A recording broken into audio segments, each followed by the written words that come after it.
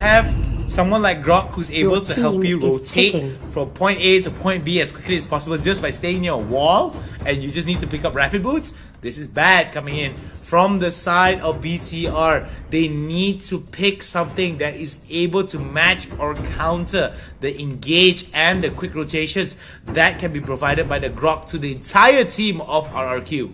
I want to keep in sort of notion here, in case people were not really following the items that happened in the last game. All 5 members of RRQ had boots of swiftness. Exactly. And on the side of Bigatron, you had a variety of different boots that were going on there. So could this be the winning secret to why they were able to rotate, you know, and outpace Bigatron when it came down to I think this is going to be bad for the side of BTR here, because I mean, you see them already. You see RRQ already feels like they are moving. Quick and fast here, coming in from the side of RRQ. It just felt like RRQ was just faster in terms of where they wanted to be compared to BTR, just by 10 steps. And I feel that this is just going to exacerbate that problem, and it's just going to make it worse. I feel that this is a very big mistake here coming in from the side of BTR. Letting that Grok through is just well, we'll see if it's hyped up as it gets, right? I don't know, like on paper, like we did the theory crafting, we discussed it, and we know for a fact that there's just a crazy amount of synergy that the Grok passive can have. So, like I said beforehand, you know, it doesn't mean that you pick a certain hero, you're gonna win the game entirely, correct? So, no, I mean, that's not what I'm trying to say. Lesley has been picked. RRQ is changing it up. We're gonna see a marksman also make an appearance. Okay, so everything is, you know, thrown away. The kitchen sink is there as well. Bigatron, this says, I'm just gonna throw my notes aside then. I'm just gonna throw my notes aside. That's all I'm gonna say. We are seeing here that Bigatron is going back to the same sort of lineup that they want to have, that they tried earlier. We are gonna see that LY4 is not playing. Oh, this is going to be very interesting. So it's the this is going to be very interesting indeed. It's the same sort of lineup in essence without LY4. Well, he did have a really tough game. Yeah, he did really tough game. Yeah. So this is going to be very interesting coming in from Bigatron here, not having LY4 on their main roster right now. Not to say that he's removed from the main roster, I'm just saying that he's been subbed out for one. Well, this is one of the things, when you have a bigger team, you can, you know, manage your rosters in lots of different ways. Yeah. Yeah, so we're going to see the load up here coming in from the side of RRQ. So I don't know about you guys, but it seems that this is going to be a very, very interesting gameplay here coming in from both these teams. All troops deployed. So as we see now, RRQ getting ready getting towards the bot side rotation here. So normally when we play these games, we were able to see like where the early lane priority is going to be like, mostly because of where the where the turtle's going to spawn. So we do see Fabians and Vins now pressuring over to the bot side, and that's not going to be a good sign there for the Cho, for the side of RRQ. And it might be very interesting to see that it might be very interesting to see that the amount of pressure that's coming in from the side of BTR could actually stop RRQ from gaining a bit of advantages, but they did manage to get a kill off screen there. And we do see that coming in from the side of BTR, they want to get a little bit of priority over the top side here. That is why one is over to the top side here. We are going to see at the bottom lane here, Natalia is waiting in the fray. Lesley might be the open target here. The exclamation mark does prove already that she is there. You're going to see that Instinct does manage to come up with the knockup, and now Grok is here as well. You smell what the Grok is cooking, and it's going to be the wall that sets it up, and the Grok sets it up beautifully. RRQ coming in, and Liam comes in and says he is the Grok, and the Grok's going to smash with the wall. Beautifully set up, and man oh man, was that really good. It was just overextension from the side of BTR. RRQ taking advantage. RRQ definitely coming up with the better side there. We're going to see even more damage going through Jawhead, you know, happily clanging his fists together. Here we're going to see, Lesley's given all this additional space because of the early gank in the bottom lane for her to be moving around, getting the gold, getting the items, potentially moving into the later stages of the game. Here we are seeing that, RRQ is starting to fall a little bit behind. Fabians does take a little bit too much damage there under the turret. It's going to be bad here as Grok tries to go in. Liam gets flinged above the shoulders. Yam now in a big spot. That was a beautiful wall from Liam, but Liam decides to commit too hard there. Why was he doing that? Why was because that Lemon was not too far behind. There goes the sweeping blade, and there goes the re-engage again. Rage in a bit of trouble. There goes another beautiful wall coming in from the side of RRQ. Liam now looking towards getting the chase, but is not going to be enough. Beautiful walls being shown here. Here comes the high loss ultimate, but no, it's not going to be enough. Grok now. Liam taking it down as Lesley tries to go for the shots outside. I do like the split by RRQ, keeping Chow at the bottom and the pressure there. Harley was pushing at mid as well as they took the fight back up top. Right now, you're going to see that their goal, because they stayed within lane, they also get the experience lead. That's helping out for them. Really well executed by RRQ. Bigatron, slightly scrambling to figure out how they need to maneuver around this. Joy comes in. A wall is good, but he will be able to escape out from this with the additional movement speed that's coming through. It looks like Turtle will be the point of contention for Bigatron as 3 members are starting it up. Alright, so now Turtle being focused down here as well as Liam over the top side being hit on from the side of BTR. So this is going to be very bad here coming in from the side of RRQ. They do have a little bit of lane priority over the top side. BTR now a little bit overextended. It's got to be careful on how they take some of these fights here. Here comes, beautiful fling. A beautiful ejector over the shoulder there as he gets flinged into combat, but we'll be able to get away. Luckily enough, RRQ members were not too far behind. Yes, it's really interesting to see that the amount of respect both sides are playing out here.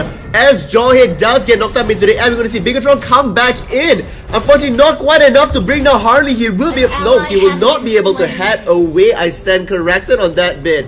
And here we are going to see the flicker forward. Jail will be the next one to fall away as Chunk is a kill trail on that one. We are going to see that Talia does get the kill across with the smoke screen there as cover for herself. Beautiful, beautiful stuff being shown there by RRQ and BTR. Both of these teams looking towards keeping it as competitive as possible. So I'm thinking that with LY4 off the roster, it seems that RRQ doesn't have anyone to target anymore.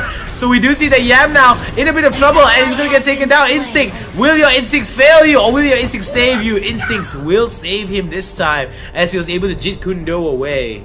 We are going to see the backup is coming in the form of Harley and Saber, hoping to bait them out. Triple sweep around the turret. This is going to be bad here coming in, and it's going to be a kill. Lemon now living it up, getting that double kill. Beautifully done, setting up that triple sweep right into the sweeping blades, getting them down, taking them out, and it seems that RRQ right now keeping up the aggression.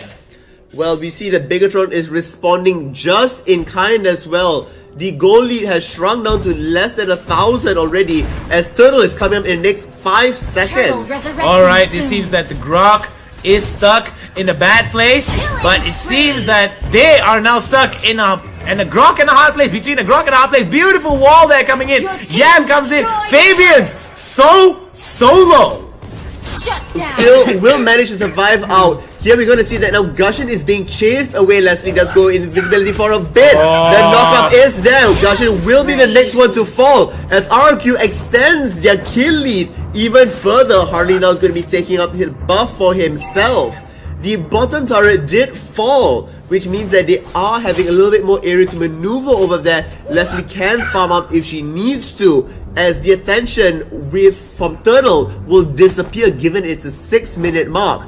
Lord now is spawning onto the map, and that will be the next big boss to fight. Yeah, Lord's gonna be the big boss that everyone needs and everyone wants in the lane. So this is gonna be very interesting to see. With top being of no priority to any of the teams, we do see that rotations now are gonna favor the top side as Lord's gonna be the priority. I Am Jago is going to be I Am Goreng as he gets taken down, and Liam now looking towards getting it, and beautiful stuff being shown here. Fabian's trying to get as much health back as he can.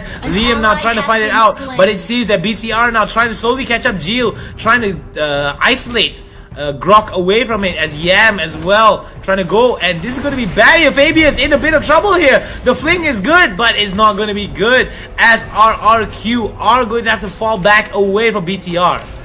It is so much aggression is coming up from both sides of the team. They are still neck to neck when it comes to goal in kills as well. But what really is taking the advantage here is that late game scaling potential, which is what RRQ has with the marksman pickup. If they aren't able to isolate down and remove Lesley from the team fight, from the aggression that's there, it is going to be really severe for them as the game extends.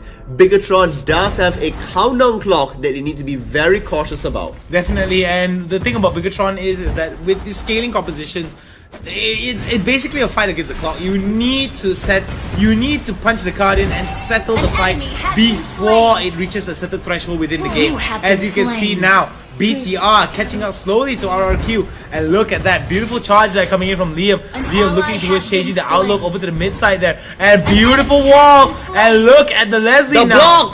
The blocks are good, but it's not going to be enough. Are perfect to keep Fabian alive, but can Yam escape it all out? It looks like he might be able to just barely. Oh, wow. In fact, he will be able to. Now will the tower die? Oh my god. Not enough. No, Grok still will get that kill, securing it. Now they are perfectly aligned to that top tower to be taking it away as well. This is the exact priority that I was talking about, lane priority that RRQ needed. They need that top side tower just because to open up that option of Lord. Because if you still have the tower, you can't have people come onto you and basically catch you off, and you won't be able to dive them if you decide to go for the full on chase. Fabians and Liam now interacting with one another. Very interesting stuff being shown here. Oh, it seems like there's going to be a wall right into it. Liam now spins to win, goes to smoke screen, will not be able to land any attacks, and Fabians gets away. Taking stock of what's been going on here, with all the fight, all the kills, it is still only a 1,000 gold difference that separates them. Hoping to change that up here, Instinct will manage to escape.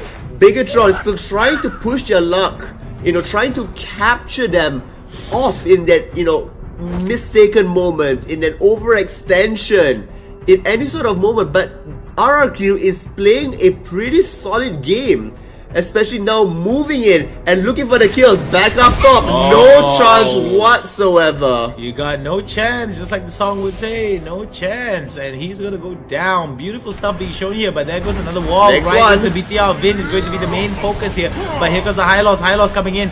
Rage is going to be the story of the day as he gets the kill. Another killing spree here coming in from the side of BTR, and it seems that BTR slowly picking it up. Cube now. The stun goes across. Instinct will be the next one to potentially fall. But you're going to see more damage coming in from the other side here. It is going to be Liam that's dancing around with two other members that's there.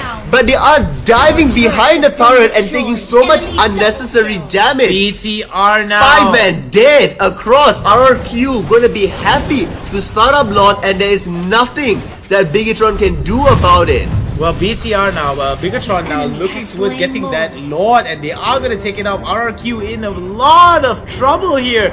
As you can see, they are looking towards getting this lead. Now we do see that BTR is slowly clawing up, and because of this, RRQ has to be very wary of how they place themselves.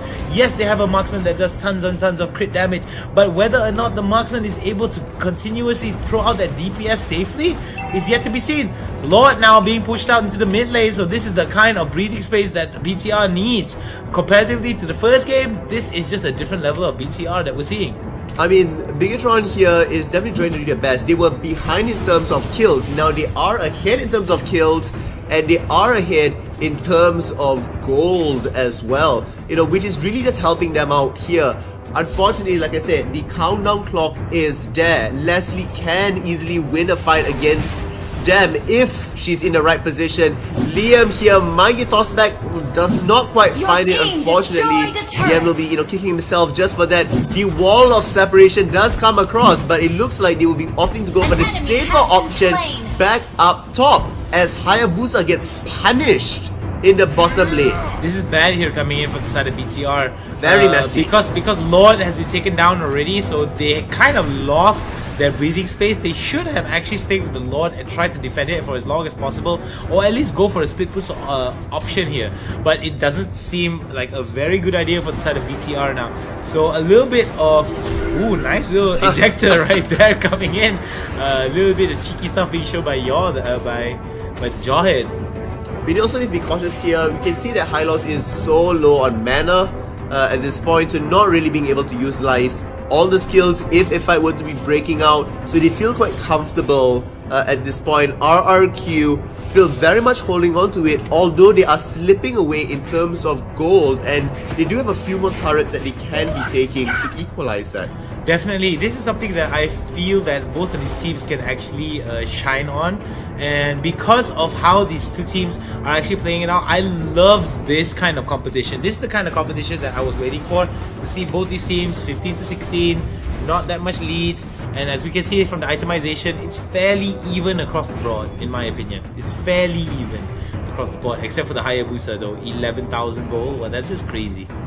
Well, he's building up the one final item already. We are going to see here that, Harley's item still, waiting on that one final piece to come through. I'm not sure what Hylos is going to be building up next. It would be interesting to see an immortality go up onto him so that he can, stick longer within the team fights that's there. We also are seeing here that there's so much split, attention across the map. Natalia is pushing up top, Hylos was at the bottom. We're going to see Jawhead, returning back to that, point of fray there, just to make sure that they are able to play the map right. Nice little knock-up there being shown onto Geo. And the thing that I feel that RRQ really wants is a late game composition, is a late game scaling here. But just because of the amount of consistent engagement that's coming in, oh my god, Yam is going to go down. There's going to be barrier coming in from the side of RRQ, excuse me, for BTR. Oh, here comes the Natalia. Natalia on the side, they're looking for that nice little flank coming in from the side of BTR. Does not find it. Does not find it. Fabian's just doesn't find it. And this seems to be like a really bad decision here coming in from the side of BTR as well as RRQ. Both of them now even off. Both of them losing 2 members of their teams each. And we do see, oh my goodness, look at the amount of pressure here being shown by BTR. Geo now, look at the damage that's done. I mean, Hayabusa clearly is the most fat member of the team there. Perfectly on time. Wow. As Lord comes out, will they be able to remove it fast? And now will Gushan be able to deter the Grok away? It looks like he will be able to in fact just remove him away from the map. But where's he? Lesley is there. Yam now, oh my goodness, he tries to go for it, but he doesn't get it. Oh, this could be the way the RRQ could lose this match up here. They've got to be careful on how to take this fight, but the damage is too high coming in from the side of BTR. Here comes Yam. Yam in the middle of it, trying his best. Vin now, going to go towards the Lesley, and oh my goodness, Instinct now in a bit of trouble. Oh my goodness. Just remove Lesley. That is the sign they needed. Lord is pushing at middle here. They need to just be able to buy some time, contain, maybe get a kill and not die themselves. And big Jill's gonna go down though. He gets ended by Ayajago, and this was just a little bit of greed that's being shown here from BTR that was punished by RRQ in the early game. This is not something they should have done. They could have been following up with Lord over there. Now with the damage dealer being removed, it's only a Jawhead and Hylos. They cannot apply the pressure that they want to be doing. It is past the 15-minute mark. We saw how, what a horrible thing is it to deal with a late game Lesley. And guess what, Hound? It's gonna get just even worse. It's gonna get even worse. The thing is, RRQ definitely has a very strong late game scaling composition, but it seems that BTR just seems to beat them to the punch. And because of the amount of chaos that's happening inside the battlefield between these two teams, we're gonna realize that members of RRQ are not able to supplement the damage accordingly at the situation that is needed the most.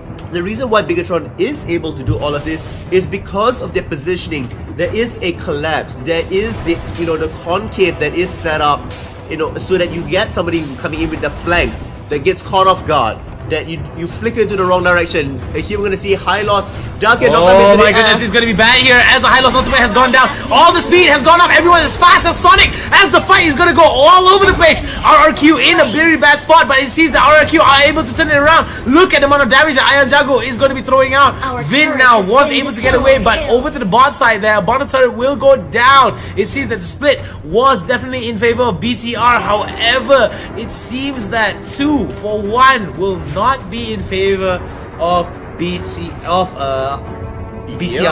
I will have to commend that play because they knew they were going to start the fight over there. Natalia was going to push the bottom.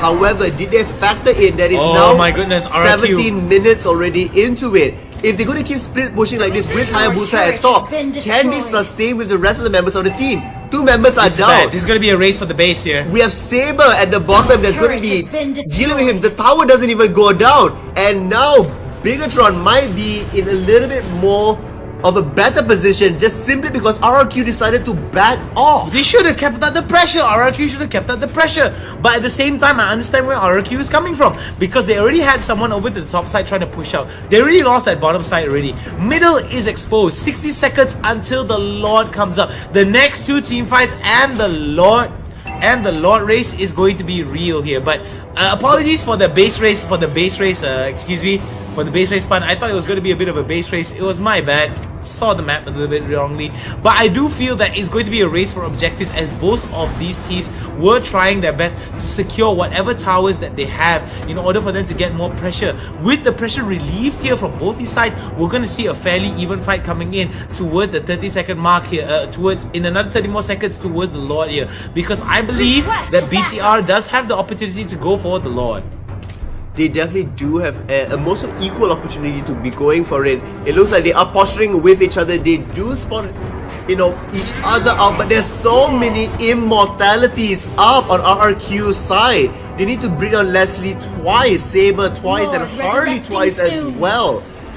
A huge tall order for them at this point, as it looks like Hayabusa will be starting out Lord as it is.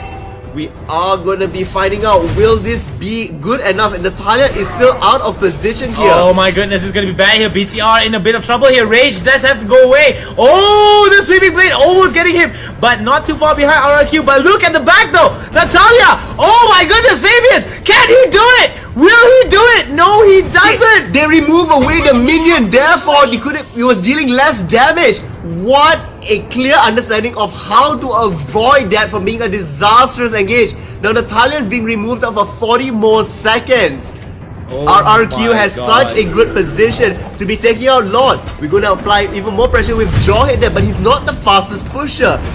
They need to be able to secure Lord from this if they want to be staying in. Oh my goodness, Jawhead goes in. The fight's gonna go off here. This is where the pop is gonna lock as the fight is gonna go. Liam now in the middle of it. He's only a matter of time before he gets taken down. The Hayabusa will be able to get away, and look at the amount of damage. Liam will be the first to go down. This is gonna be bad here as the triple sweep will be able to take them down. And it seems that RRQ might be able to turn this around. Oh my god, Lesley has joined into the fight. The DPS is good here coming in. And this is gonna be bad here as Yam. Look at the amount of damage that Yam is taking up. And it's gonna be a double kill for RRQ. And it seems that RRQ is going to slowly turn this fight around as they're going to go for the Lord. Pseudo, what is going on, Pseudo?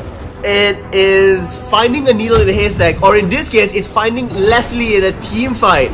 Time and time again, just being so slippery, being away from the rest of the team, even, taking Lord out there, even though Lesley has all that damage, being really safe, staying all the way far back because they know if they lose Lesley, everything is lost.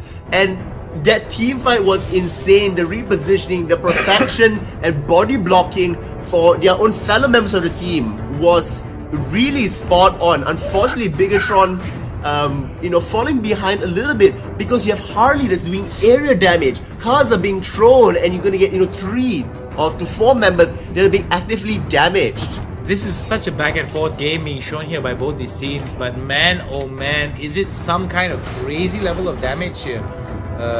What's it called? Coming in from both sides of these teams.